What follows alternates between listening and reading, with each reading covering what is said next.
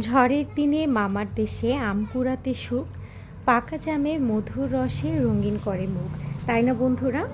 মামার দেশে গিয়ে আম না কুড়ালেও আমাদের চতুর্পাশে কিন্তু ঝড়ের কারণে প্রচুর পরিমাণে কাঁচা আম পাওয়া যাচ্ছে। আর কাঁচা আম খেতে কিন্তু আমরা মেয়েরা বরাবরই পছন্দ করি। আসসালামু আলাইকুম প্রিয় বন্ধুরা, আশা করছি তোমরা সকলে ভালো আছো। আলহামদুলিল্লাহ আমরাও ভালো আছি। আজকে একটা নতুন রেসিপি নিয়ে চলে আসলাম। একটা সিক্রেট মশলা তোমাদেরকে বানিয়ে দেখাবো, যেটা দিয়ে সব রকম টক ফলই তোমরা কিন্তু খেতে পারো। খেতে কিন্তু অসাধারণ লাগে। তো সেটা বানানোর জন্য আমি শিলনোড়াটাকে ভালো করে ধুয়ে রোদ্রতে দিব, কারণ শিলনোড়াটা না শুকালে মশলাটা পেশা যাবে না। আর এখন বৃষ্টির সময় প্রচুর পরিমাণ এই শিলনোড়াগুলোতে না বালু ওঠে।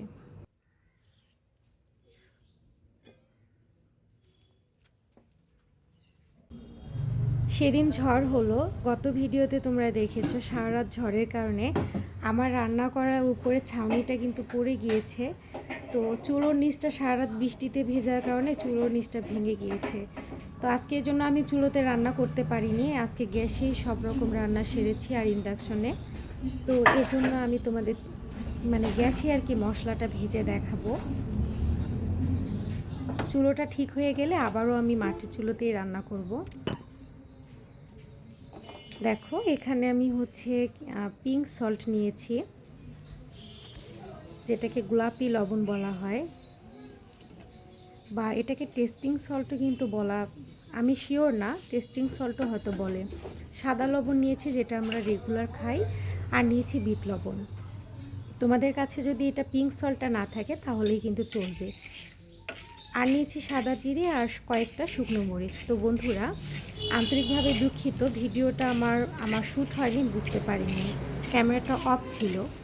আমি মশলাগুলো প্রথমে এখানে আমি মরিচটা টেলে নিয়েছি, তারপর লবণগুলো দিয়েছি, সর্বশেষে কিন্তু জিরেটা দিয়েছিলাম। বন্ধুরা, তোমরাও কিন্তু জিরে দিয়ে ভাজবে, না হলে কিন্তু তেতো তেতো লাগবে। হুট করে ক্যামেরাটা অফ ছিল, আমি বুঝতে পারিনি। তো মশলাটা ঢেলে নিলাম, এখন আমি এগুলো বেটে নিব। তো দেখো অনেকটা রৌদ্র উঠেছে, সেজন্য আমার এখানকার শিলনোড়াটি কিন্তু শুকিয়ে গেছে।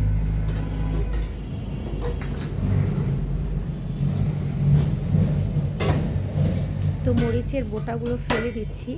আর ভাবছি বন্ধুরা, এখানে 4টা মরিচ দেওয়া যাবে না, কারণ এগুলো কারেন্ট মরিচ, প্রচুর পরিমাণ ঝাল। তো আমি 2টা দিব, আর 2টা রেখে দিই। কোনো ভর্তা টর্তা যদি রাতে করি তাহলে ওই মরিচগুলো অ্যাড করা যাবে, কারণ আমার বাবুরাও খাবে কাঁচা আম। এত বেশি ঝাল দিলে ওরা খেতে পারবে না।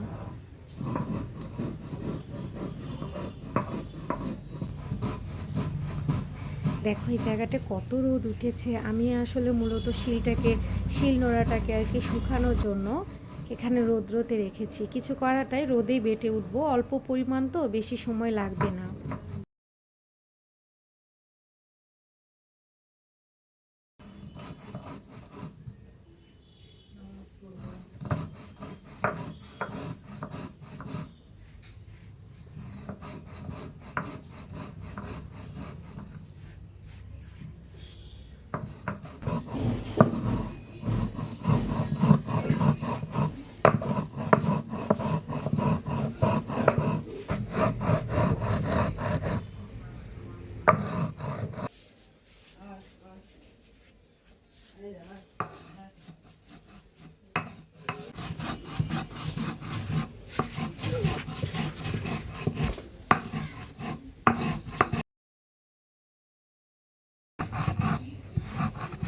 আমরা কি খাবো এটা দিয়ে বলো তো? আম। হ্যাঁ, কাঁচা আম খাবো, তাই না?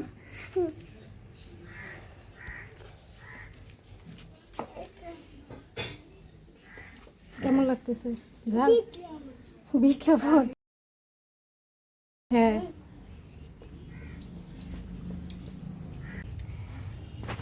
হয়ে গেছে। এখন এটা ধরো, বাটিতে তুলি, মোবাইলটা ধরো।